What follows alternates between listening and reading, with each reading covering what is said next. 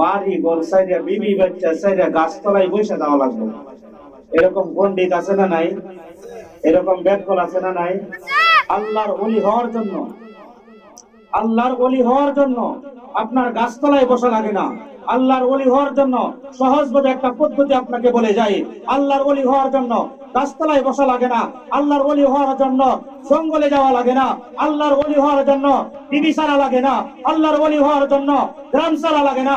আল্লাহর ওলি হওয়ার জন্য এলাকা ছাড়া লাগে না। আল্লাহর ওলি হওয়ার জন্য সন্তান ছাড়া লাগে না। আল্লাহর ওলি হওয়ার জন্য কোনো কিছুই ছাড়া লাগে না। আল্লাহর ওলি হওয়া এতই সহজ, শুধু খালি আপনি আল্লাহ যা বলছে তা করবেন। আল্লাহ যা বলছে, আল্লাহ যেভাবে বলছে সেভাবে করবেন। আল্লাহ যেটা নিষেধ করছে সেটা ছাড়বেন। এতটুকু যদি আপনি মানতে পারেন, আপনি জামানার সর্বশ্রেষ্ঠ আল্লাহর ওলি হয়ে কবরে যেতে পারবেন। আওয়াজ দিয়ে বলা যায় না সুবহানাল্লাহ? কি বললাম? আল্লাহ যেভাবে বলছে, আল্লাহ যা বলছে তা করা, আল্লাহ যা নিষেধ করছে তা ছাড়া। এই দুইটা কাজ করতে পারলে আল্লাহর ওলি। এই দুইটা কাজ করতে পারলে আল্লাহর ওলি। আমি আপনাদেরকে বললাম যে আল্লাহ তাআলা বলছে যে আল্লাহর কথাকে সামনে রেখে, আল্লাহর হুকুমকে সামনে রেখে, আল্লাহর হুকুম শেষ, এরপরে জমিনে তুমি হালাল রিজিক অন্বেষণ করো। এটা হুকুম কার? বলেন না বাবা, হুকুম কার? আল্লাহর হুকুম। আল্লাহ তাআলা যে আপনাকে বলছেন এটা আমার হুকুম। আমি তোমাকে বলি নাই তোমার বিবির কাছে সারাদিন বসে থাকতে। আমি তোমাকে বলি নাই তুমি সারাদিন ওয়াজ শুনতে। আমি তোমাকে বলি নাই সারাদিন নামাজ পড়তে। আমি তোমাকে বলি নাই 24 ঘন্টায় তুমি শুধু আমার কাছে পড়ে থাকো। এটা বলি নাই। আমি যতটুকু ফরজ করেছি, আমি যেভাবে নিষেধ করেছি, শুধু ওই জিনিসটা তোমার দিলের ভিতরে ঢুকায় দাও। আল্লাহর ওলি হয়ে তারপরে কবরে যাও। সুবহানাল্লাহ বলেন। তাহলে কঠিন কিছু? বলেন না কঠিন কিছু? এখন আপনি শুনেন, আল্লাহ বলছেন যে মানুষ বড় নিমুখ হারাম। মানুষ বড় নিমুখ হারাম। নিমুখ হারাম করলে জমিনে আপনি ধান লাগাইছেন, শুধু একটা ধানের জ্বালা লাগাইছেন। এই ধানের জ্বালা থেকে আল্লাহ তাআলা আস্তে আস্তে এটাকে বড় করে। আপনি সার দিতেছেন, আল্লাহ তাআলা এটাকে বড় করে। আপনি মেহনত করতেছেন, এটার ভিতরে একটা সুসা দেয়। আপনি মেহনত করতেছেন, তার ভিতরে একটা চাইল দেয়। আপনি মেহনত করতেছেন, এরপরে আল্লাহ তাআলা আস্তে আস্তে এটাকে বড় করে, আস্তে আস্তে বড় করিয়া এটাকে পাকায়। এটা যখন পেকে যায় তখন আপনি গিয়া কেটে আনিয়া এরপরে আপনি ঘরের ভিতরে ঢুকান। আপনি বলেন তো দেখি, যে ক্ষেতের ভিতরে সার দেওয়া লাগে না, যে ক্ষেতের ভিতরে পানি দেওয়া লাগে না, যে ক্ষেতের ভিতরে মেহনত করা লাগে না, ওই ক্ষেতেও আমার মালিক ফসল দিতে পারে কি পারে না? এই আওয়াজ দিয়ে বলেন, পারেন কি পারে না? পারে। আল্লাহ পারে। আল্লাহ বলছেন ওই দানের ভুসির দরে, ওই ক্ষেতের দ্বারে বসে বসে একটু ফিকির করো আর চিন্তা করো আমি আল্লাহ কি করতে পারি। যদি ওখানে বসে বসে একটা চিন্তা করো, হায় হায় আমি তো চাল সৃষ্টি করি নাই, আমি তো ধান সৃষ্টি করি নাই, আমি তো সুসাও বানাইতে পারি নাই, আমি তো একটা জ্বালা লাগাইছিলাম মাত্র, ওই জ্বালাটাই বা কোথায় থেকে আসলো, ওই ধানটাই বা কেমনে বড় হইলো, ওইটার ভিতরে আবার চাউলি বা কেমনে আসলো। ওই জিনিসটা যদি আপনি একবার বসে বসে চিন্তা করেন, বসে বসে চিন্তা করেন, আল্লাহকে পাওয়ার জন্য আপনার দিল্লি যেতে হয় না, আল্লাহকে পাওয়ার জন্য আপনার বরিশাল যাইতে হয় না, আল্লাহকে পাওয়ার জন্য আপনার দেশ চাইতে হয় না। আপনি নিজের দিকে তাকান, আল্লাহ সৃষ্টির দিকে তাকান, নিজের দিকে তাকান, আল্লাহ সৃষ্টির দিকে তাকান। আল্লাহ সৃষ্টিকে যদি আপনি অনুসরণ করতে পারেন, আল্লাহ সৃষ্টিকে যদি আপনি বুঝতে পারেন, জানতে পারেন, তাহলে আল্লাহকে পেয়ে যাবেন। সুবহানাল্লাহ বলেন। এই কথা সত্য না মিথ্যা? কথা সত্য। আমি বলছিলাম মানুষ বড় নিমুখ হারাম। মানুষ আল্লাহকে ভয় পায় না। মানুষ আল্লাহকে ভয় পায় না। বলেন তো সবকিছুর মালিক কে? আওয়াজ দিয়ে বলেন, সবকিছুর মালিক কে? সবকিছুর মালিক আল্লাহ। আল্লাহ তাআলা বলেন, ইয়া আইয়ুহাল ইনসান, ইয়া আইয়ুহাল ইনসানু মা গাররাকা বিরাব্বিকাল কারীম আল্লাযী খালাকাকা ফাসাওয়াকা ফাআদালাক ফি আইয়ি সূরাতিন মা শাআ রাক্কাবাক কাল্লা বাল তুকাযযিবুনা বিদ্দীন। আল্লাহ তাআলা বলেন, বান্দা তোমার নিজের পিঠ তুমি নিজে দেখতে পারো না, তোমার নিজের কান তুমি নিজে দেখতে পারো না, তোমার নিজের বডিটা পুরাপুরি ভাবে তুমি নিজে দেখতে পারো না। সবকিছু দেখতে হয় অন্যের সাহায্যে। আর আমি আল্লাহ এমন আল্লাহ আমি আল্লাহ এমন আল্লাহ যে আল্লাহ তোমাকে এত সুন্দর করে বানানোর পরেও তুমি যখন উল্টা দিকে দৌড়াও, অন্য পথে চলো, তখন আমি আল্লাহর বড় কষ্ট হয়। ইয়া আইয়ুহাল ইনসান মা গররাকা বিরাব্বিকাল কারীম।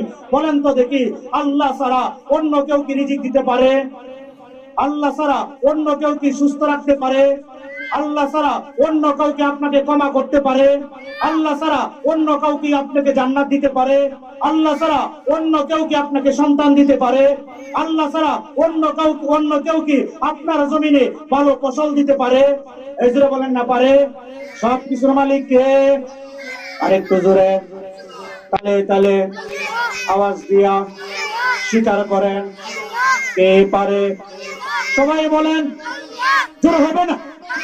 আওয়াজ দিয়া সবকিছুর মালিক কে? সবকিছুর মালিক আল্লাহ।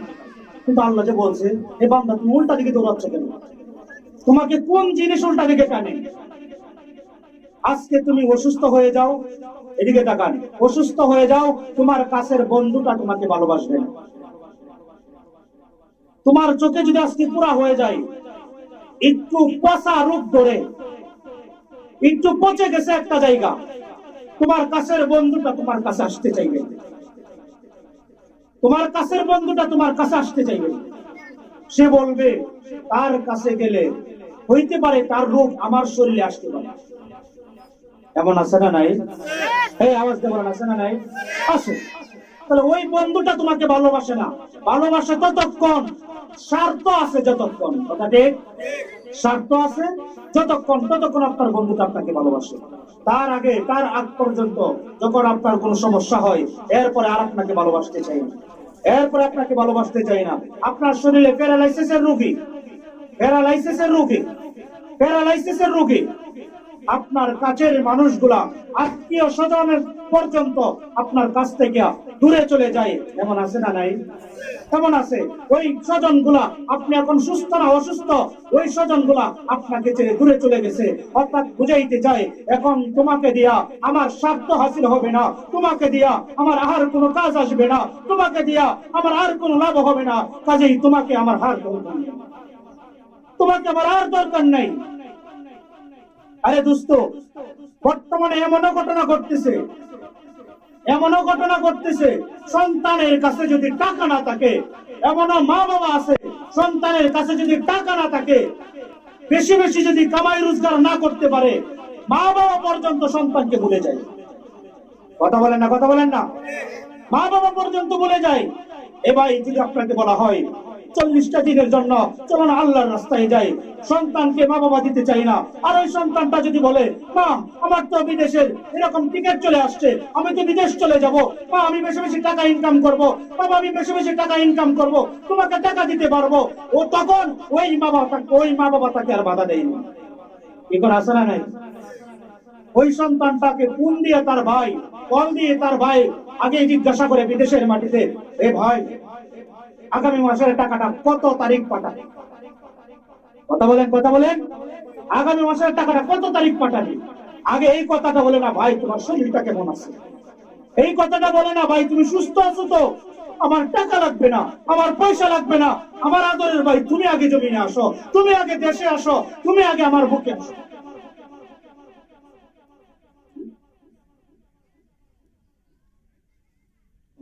আমার 40 পর্যন্ত বলছে, ঠিক আছে।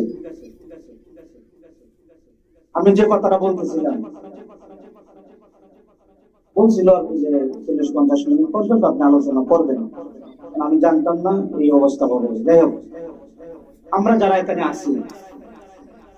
এখানে আছি, একমাত্র ভালোবাসতে হবে কাকে? বলেন, একমাত্র ভালোবাসতে হবে কাকে? আল্লাহ ছাড়া কেউ আপন না। আপনার শাস্তি কিন্তু আপনাকেই ভোগ করতে হবে, আপনার শাস্তি কিন্তু আপনাকেই ভোগ করতে হবে। আমি আপনাকে 3টা কথা বলে আপনার কাছ থেকে আমি বিদায় নেব। 3টা কথা বলবো শুধু। দোস্ত, আল্লাহকে খুশি করেন, আল্লাহকে খুশি করেন। যদি আল্লাহকে খুশি করতে না পারেন, তাহলে মৃত্যুর আযাব, মৃত্যুর কষ্ট আপনাকে রেহাই দিবে, কবরের আযাব আপনাকে রেহাই দিবে। রাসূল আরবি সাল্লাল্লাহু আলাইহি ওয়াসাল্লাম বলেন, তুমি যদি আমার মালিককে খুশি করতে না পারো, তাহলে মৃত্যুর সময় আজরাইল তোমার সামনে এমন অবস্থায় আসবে, আজরাইল তোমার সামনে এমন অবস্থায় আসবে, অবস্থাটা কি? রাসূল বলেন ইয়ামুতু জালিলা, ইয়ামুতু জালিলা, অপদস্থ অবস্থায় তোমার মৃত্যু হবে, অপদস্থ অবস্থায় তোমার মৃত্যু হবে। বুঝতো? তোমাকে আমি বলছি, এমন লোক নাই সমাজে যে লোক মসজিদে যায় না, যে লোক মসজিদে যায় না, নামাজ পড়ে না, মৃত্যুর সময় অনেক লোক আছে পায়খানা পর্যন্ত করে দেয়, প্রস্রাব পর্যন্ত করে দেয় মৃত্যুর সময়। এমন মৃত্যু আছে না নাই? বলেন আছে না নাই? রাসূল যে বলছেন যে তোমার যখন মৃত্যু আসবে তুমি অপদস্থ অবস্থায় মারা যাবে, সমাজের লোক তোমাকে ঘৃণা করবে, সমাজের লোক তোমাকে ভালো বলবে না, সমাজের লোক দুনিয়াতে থাকতেই তোমাকে বলবে ওই লোকটা নামাজ পড়তো না, ওই লোকটা মসজিদে যাইতো না, ওই লোকটা আল্লাহর ইবাদত করতো না। এমন সাক্ষী মৃত ব্যক্তিকে সামনে রেখে মানুষ দেয় কি দেয় না? বলেন তো বাবা, আছে না? অপদস্থ অবস্থায় মারা যাবে। মানুষের চোখে যদি আপনি ঘৃণিত হয়ে যান, আমার মালিক কি দিয়া খুশি করবেন? রাসূল বলেন শুধু তাই না, ওয়ায়ামুতু জুআ, রাসূল বলেন যখন আল্লাহকে সন্তুষ্ট না করে তুমি মৃত্যুবরণ করবা, ওই মৃত্যুর সময় উদাত্ত অবস্থায় তোমাকে মৃত্যুবরণ করতে হবে, উদাত্ত অবস্থায়। দোস্ত তুমি কি তাকায় দেখো না, অনেক হাসপাতালে এমন রোগী আছে, অনেক হাসপাতালে এমন রোগী আছে যে রোগীগুলো ফল চিবায়া চিবায়া, আপেল আঙ্গুর বিভিন্ন জাতের ফল চিবায়া এরকম মুখে দেয়, কিন্তু সে গিলতে পারে না, গাল বেয়ে বেয়ে ওই ফলের রসগুলা পড়ে যায়। এমন আছে না নাই? কথা কন না, আছে না নাই? গাল বেয়ে বেয়ে পড়ে যায়, গাল বেয়ে বেয়ে পড়ে যায়। এই দোস্ত আপনাকে আমি বলছি, এখনো সময় আছে আল্লাহকে খুশি করার, এখনো সময় আছে আল্লাহকে সন্তুষ্ট করার। আল্লাহ রাসূল বলছেন ওয়ায়ামুতু জুআ, তুমি ইচ্ছা করলেও খেতে পারবে না, তুমি ক্ষুধার্ত অবস্থায় মারা যাবে, তোমার সন্তান তোমাকে ভালো জিনিস দিতে চাইবে না, তোমার পরিবার তোমাকে ভালো জিনিস দিতে চাইবে না, কারণ তুমি তো আমার মালিককে খুশি করতে পারো নাই, তুমি তো আমার মালিককে খুশি করতে পারো নাই, আমার মালিক তো তোমার প্রতি নারাজ, আমার মালিক তো তোমার প্রতি নারাজ। আত্মীয় স্বজন মিষ্টি নিয়ে আসে, আমার চোখে দেখা দোস্ত, আত্মীয় স্বজন মিষ্টি নিয়ে আসে, বলে বলে কাকা, বলে চাচা, বলে আব্বু একটু হা করো, মিষ্টিটা একটু খাও। কিন্তু দোস্ত হতভাগা মানুষ ওই মিষ্টিটা সে গিলতে পারে না, রসগুলা গাল বেয়ে বেয়ে পড়ে যায়, পড়ে যায়, পড়ে যায়, গিলতে পারে না। আমার তো মনে হয়ে যায় এই হাদিসগুলোর কথা, আমার তো মনে হয়ে যায় এই হাদিসগুলোর কথা, আল্লাহকে কতই না নারাজ করে ফেলেছি, আল্লাহকে কতই না অসন্তুষ্ট করে ফেলেছি। পুরা হয়ে গেলাম, বয়স হয়ে গেল, তারপরে আমার মালিককে সন্তুষ্ট করতে পারলাম না। এর চাইতে হতভাগা আর কে আছে? এর চাইতে হতভাগা আর কে আছে? রাসূল বলেন ওয়ায়ামুতু আফসানা, তুমি যখন মারা যাবে তোমার এমন পিপাসা লাগবে, এমন অবস্থা তোমার হবে, এই দুনিয়ার সমস্ত পানি যদি তোমার মুখে ঢালিয়া দেওয়া হয় তারপরেও তোমার পিপাসা মিটবে না, তারপরেও তোমার পিপাসা মিটবে না। এই দোস্ত তোমাকে বলছি, এমন মৃত ব্যক্তি আছে না নাই যে মৃত্যুর আগে পানি চাই কিন্তু পানি খাইতে পারে না? এমন আছে না নাই? বলেন না, আছে না নাই? এমন আছে, সে পানি চাই কিন্তু পানি খাইতে পারে না। আমার তো মনে হয় যে এই কথাগুলো যে আল্লাহকে কত অসন্তুষ্ট করে ফেলেছে, আল্লাহ তার থেকে মুখ ফেরায় নিছে, আল্লাহ তার থেকে মুখ ফেরায় নিছে। তাহলে তো এমন হওয়ার কথা না, এমন হওয়ার কথা না। হে দোস্ত, রাসূল বলছেন মৃত্যুর সময় এই কষ্টগুলো তোমার আসবে, মৃত্যুর সময় এই কষ্টগুলো তোমার আসবে যদি আমার মালিককে খুশি করতে না পারো, যদি আমার মালিককে খুশি করতে না পারো, এই কষ্টগুলো তোমার আসবে।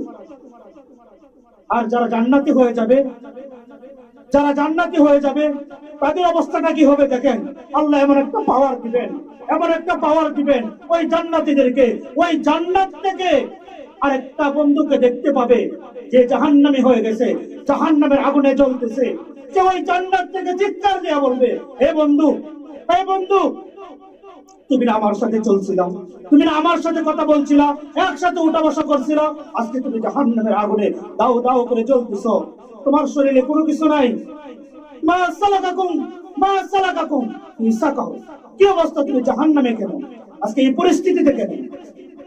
সে চিৎকার দিয়ে বলবে, বন্ধু তোমাকে তো দেখা যায় কত আরামদায়ক জায়গায় আছো, কিন্তু আমার তো কষ্ট আর কষ্ট, আমার কষ্ট আর কষ্ট। কারণ একটাই, অন্যতম কারণের ভিতরে কারণ একটাই, আমার মালিককে আমি খুশি করতে পারি নাই, আমার মালিককে আমি খুশি করতে পারি নাই। নাম না তুমি মুসল্লি, আমি নামাজও পড়ি নাই, আল্লাহর ইবাদত সঠিকভাবে করি নাই। এই এখানে যারা আছেন, আমার মালিককে খুশি করা দরকার আছে না নাই? এই হাত তুলে বলেন আছে না নাই? আল্লাহ তাআলার কাছে দোয়া করেন যে আল্লাহ আমাদেরকে এই কঠিন মৃত্যু থেকে, এই কঠিন আযাব থেকে আমাদেরকে যেন হেফাজত করে, আমাদেরকে যেন এই কঠিন আযাব থেকে রক্ষা করে। একমাত্র একজনই রক্ষা করতে পারে, আওয়াজ দিয়ে বলতে হবে তিনি কে? বলেন না তিনি কে? আল্লাহ। তা না হলে কবর আপনাকে মাফ করবে না, তা না হলে হাসর আপনাকে মাফ করবে না, তা না হলে জাহান্নামের আগুন আপনি সহ্য করতে পারবেন না। আল্লাহ তাআলা যেন আপনি আমাকে এই অন্ধকার কবরের আযাব থেকে, এই মৃত্যুর যন্ত্রণা থেকে